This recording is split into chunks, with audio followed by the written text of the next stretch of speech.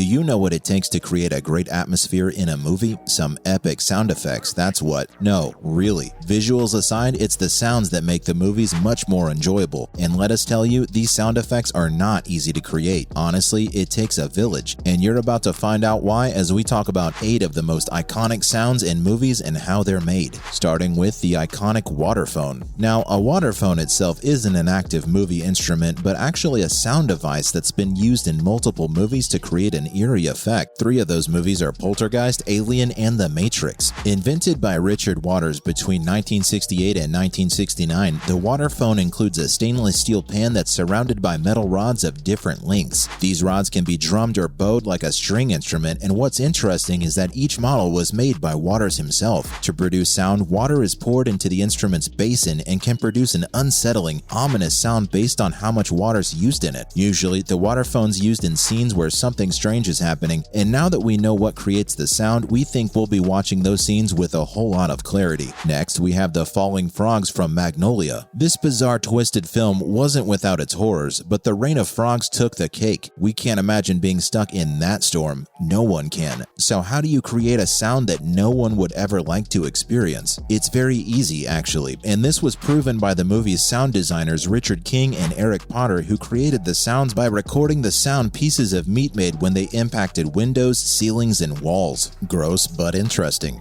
These sounds were then put into a loop of impacts to add tonal variation to the noise, and this was then projected by loudspeakers into a canyon and re-recorded. So you know how we said it was easy? We take that back. Oh, and as a final experiment, these guys went on to strap a loudspeaker on a car and drove around blasting the impact clip on a loop. This actually provided a great Doppler effect to the sound to match the different perspectives in the visual experience. After that, let's talk about the Predator's click. While watching the movie, we could never guess that the cackling sounds made by the hunter are actually based on a dying, upside-down crab. This sound was created by Peter Cullen, a veteran voice actor who immediately thought of the crab as soon as he saw the scene where the Predator takes off his mask to reveal his face. And how did he recreate that sound, you ask? Well, after having a severe sore throat from voicing King Kong's roars, he couldn't bring himself to make up any elaborate noises, so he stuck to the clicks and gurgles to give the iconic alien his clicking sound. And the sounds behind his movement are even more bizarre. Can you believe they're on a blend of 4 different tracks, including the sound of a shamrock, lotion being rubbed on hands, and a wet leather handbag? Of course, the 4th one's the sound of Cullen's clicks and gurgles, which seems like an iconic feat, to be honest. Let's also not forget the tripod bellow. Warning calls before a battle always make up for haunting sounds, and this one is no different. Remember how in War of the Worlds, when the tripods are about to attack the Earth and start rising up from below the streets of major cities to start their mission? Like the Predator and a couple of others we'll talk about next, even they release a battle call before striking. Ever thought about what that sound is made of? 2 things, a didgeridoo and a djembe. No, we're not making these names up. The first one's an Aboriginal Australian wind instrument, and the second's the name of a West African drum. Sound designer Michael Babcock created the scary horn-like blast of the tripods by combining both their sounds, while also adding recordings of roller coasters and trains and bike chains performed at different speeds to simulate the monster's movements. Up next, we have the Uruk-hai from Lord of the Rings. If you thought the tripods had a terrifying warning call, you're wrong. The sound of the orcs marching and chanting into wars,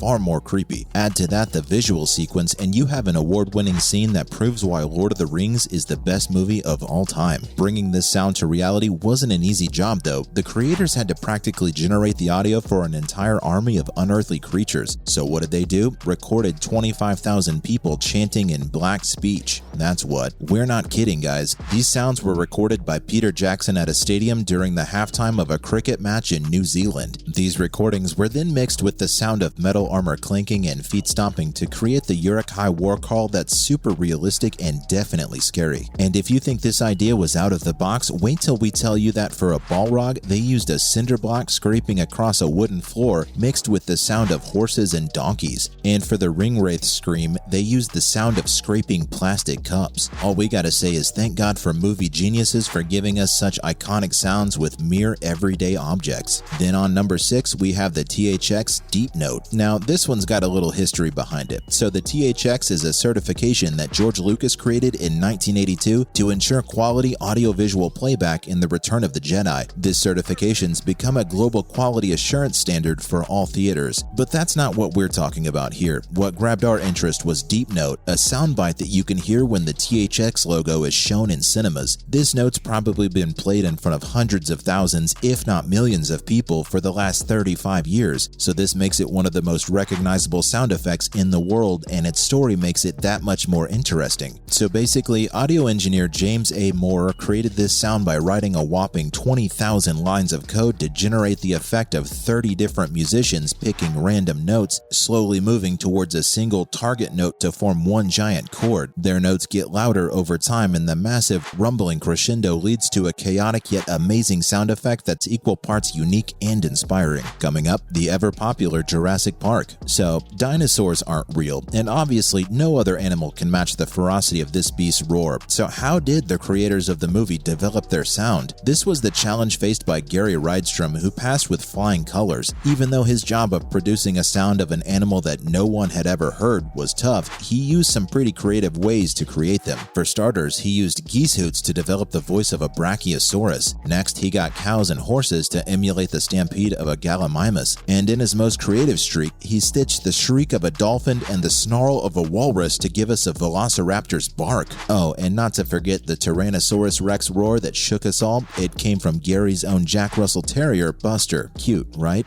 Safe to say, his experiments with these sounds paid off exponentially because boy oh boy, were we frightened of those dinosaurs or what? Lastly, we have our favorite, the lightsaber. You can just hear that zing and hum when you think about the lightsaber, and that's what makes this sound the most iconic one in all of Hollywood. But did you know this sound was the first thing that was created by Ben Burtt all the way back in 1977? Yes, and this idea was super simple as well. Ben was so inspired by the wavering pitch of simplex projector motors harmonizing that he recorded it, paired it with a TV's transmission wire, and voila, the lightsaber tone was created. Super fascinating, right? And if you're thinking about how the sound varies to create an illusion of saber movement, that's also very simple. Basically, all the effects team had to do was play the hum on a loudspeaker and pass a microphone in front of them. Just this simple act helped Burtt create a Doppler effect that even now, 45 years later, defines the zipping sound of a moving lightsaber. Brilliant work. Princess Leia would be proud. But hey, that's not the only creative way the movie's sound effects were produced. The sound of a blaster was created by beating a metal cable with a hammer. The sound of a starfighter actually is the sound of an elephant screech, altered.